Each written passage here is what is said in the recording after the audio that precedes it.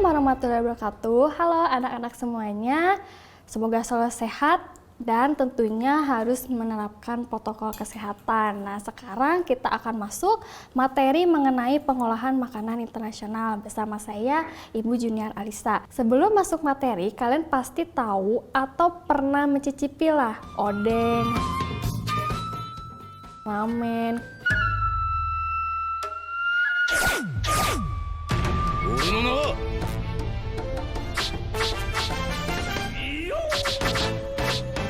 Osoban mask. Osoban mask. Ya. kemudian pizza, pasta,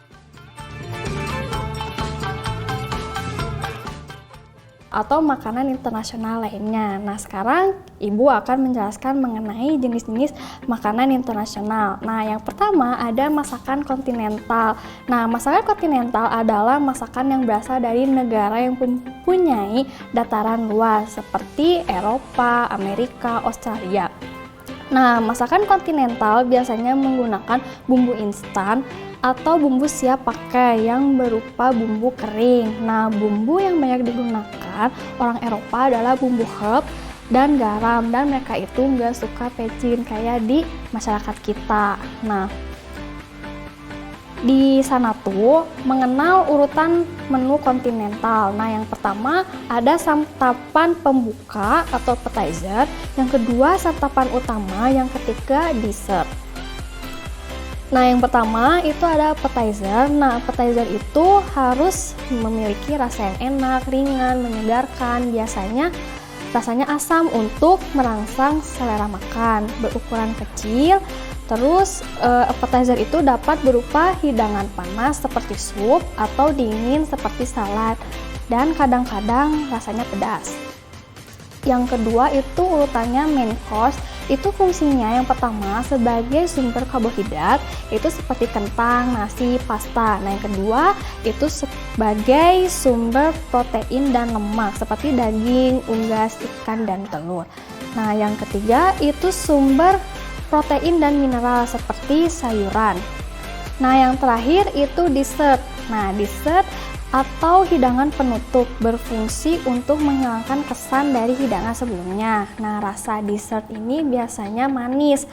Nah, dessert ini biasanya kalau kalian ke restoran gitu ya, pasti menemu kalau dessert itu pasti banget es krim. Padahal tidak sekedar itu, dessert itu ada 3 macam. Nah, yang pertama itu ada hot dessert. Ini dihidangkan pada suhu 60 derajat Celcius, itu seperti puding roti, pancake, kue sus, dan lainnya. Nah, yang kedua ada cold dessert, itu yang dihidangkan 10-15 derajat Celcius, itu seperti puding, koktail, dan sebagainya. Nah, yang terakhir itu ada frozen dessert. Nah, judulnya juga udah frozen, pasti beku dong. Nah, contohnya adalah es krim. Nah, kemudian ada masakan oriental. Nah, masakan oriental merupakan jenis masakan yang berasal dari negara kepulauan seperti Asia. Pokoknya semua di Asia itu pasti masakan oriental ya. Nah, masakan oriental adalah perpaduan dari beberapa resep masakan di Asia yang mudah dikenali dari tampilan, aroma, dan rasanya. Karena masakan oriental itu selalu menggunakan bumbu utama seperti bawang putih, kemudian kecap asin, kecap ikan, saus tiram, saus tomat, minyak wijen, dan lainnya. Nah, ini ada beberapa masakan oriental yang memang sering banget kita temui sehari-hari dan lagi hits di kalangan remaja atau di kalangan anak muda ya. Nah, yang pertama ada masakan Cina. Nah, makanan pokok bahasa Cina adalah nasi yang dihidangkan dengan lauk pauk. Nah, kayak di kita aja ya, ada nasi, pasti ada lauk pauk. Sebagai pengganti nasi, biasanya digunakan mie atau bihun. Nah, bahan yang banyak dipakai untuk lauk pauk adalah daging babi, unggas, telur, dan hasil laut yang dikenal dengan seafood. Nah, masakan Cina yang terkenal itu ada kue tiao, fuyung hai, kemudian dimsum, dan lainnya. Nah, yang kedua ada masakan Jepang. Masakan Jepang banyak dipengaruhi oleh masakan dari Cina dan Korea. Nah, ciri khasnya itu menggunakan bahan mentah ikan atau ayam sebagai hidangan. Nah, seperti sushi.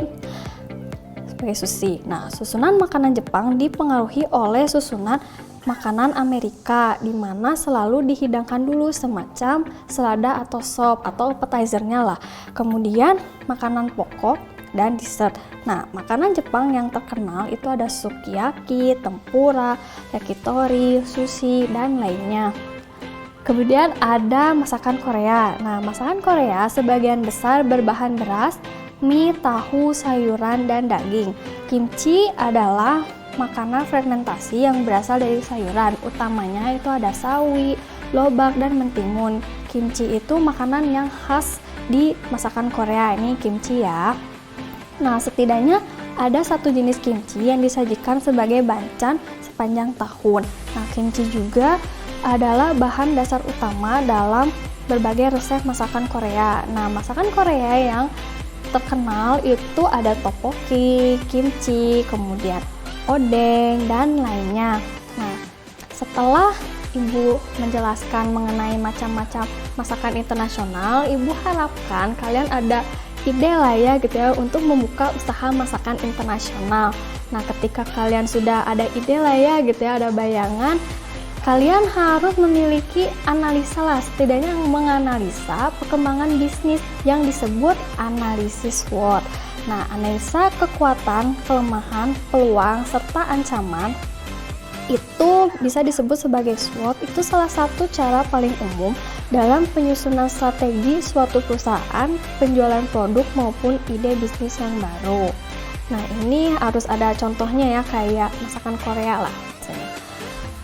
Nah, yang pertama itu ada strength, kekuatan. Nah, kelebihan apa yang dimiliki oleh produk kita? Nah, contoh kan tadi kita masuk contohnya masakan Korea nih. Nah, kelebihannya itu misalnya beda dari yang lain gitu. Kemudian keunikan apa yang dimiliki oleh produk kita? Misalnya rasanya Indonesia banget gitu, padahal masakan Korea. Kemudian apa yang menyebabkan produk laku? Pokoknya cari aja lah apa yang menyebabkan produknya laku. Yang kedua adalah weakness atau kelemahan. Nah, yang pertama, apa yang dapat kita tingkatkan dalam produk?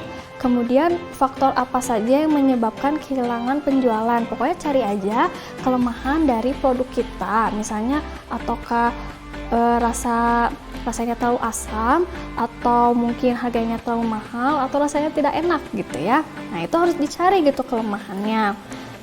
Nah, kemudian O itu opportunity atau peluang. Nah, situasi atau kondisi yang merupakan peluang atau kesempatan di luar usaha kita yang bisa memberikan peluang untuk berkembang di kemudian hari. Nah, kesempatan apa yang dapat kita lihat? Kemudian tren apa yang sejalan dengan produk kita. Nah, misalnya kan ini contohnya masih masakan Korea. Nah, karena budaya Korea yang sedang menjamur, nah, tentunya orang-orang tuh ingin mencicipi masakan Korea. Nah, itu kan suatu peluang untuk kita yang memiliki ide usaha untuk menjual masakan Korea. Kemudian melihat dari perilaku konsumen, berarti kita juga harus menganalisa perilaku konsumen. Dari mana kita melihat perilaku konsumen? Bisa melihat dari media sosial atau obrolan apa saja lah gitu yang berkaitan dengan masakan Korea. Nah, itu bisa menjadi peluang ya. Yang terakhir itu threats atau ancaman. Nah, hambatan apa yang sedang kita hadapi sekarang? Misalnya nih, kan sekarang tuh lagi COVID-19 ya. Nah, tentunya itu menjadi hambatan tersendiri gitu untuk menjual suatu produk gitu ya. Entah bahannya kurang atau customernya nggak ada. Nah, itu merupakan hambatan. Kemudian apa saja yang dilakukan oleh pesaing kita? Nah, kita harus menganalisis nih apa aja yang dilakukan pesaing kita. Entah mungkin tempat jualannya bagus, instagramable, kemudian makanannya lebih murah gitu atau lebih bervariasi dan lainnya. Yang terakhir, adakah perubahan peraturan pemerintah yang akan mengancam perkembangan usaha kita? Contohnya nih, misalnya ya ini Misalnya ada kebijakan di pemerintah kita nantinya pokoknya tidak boleh ada yang berbau asing di Indonesia. Ya tentunya kan mulai dari style, fashion, skincare yang masuk di kita gitu dari luar negeri itu nggak boleh kan. Nah tentunya itu merupakan ancaman bagi usaha kita. Nah selesai dari materi sekarang. Nah kalau kalian masih belum ngerti silakan ulang lagi videonya. Sekian dari saya, terima kasih. Assalamualaikum warahmatullahi wabarakatuh.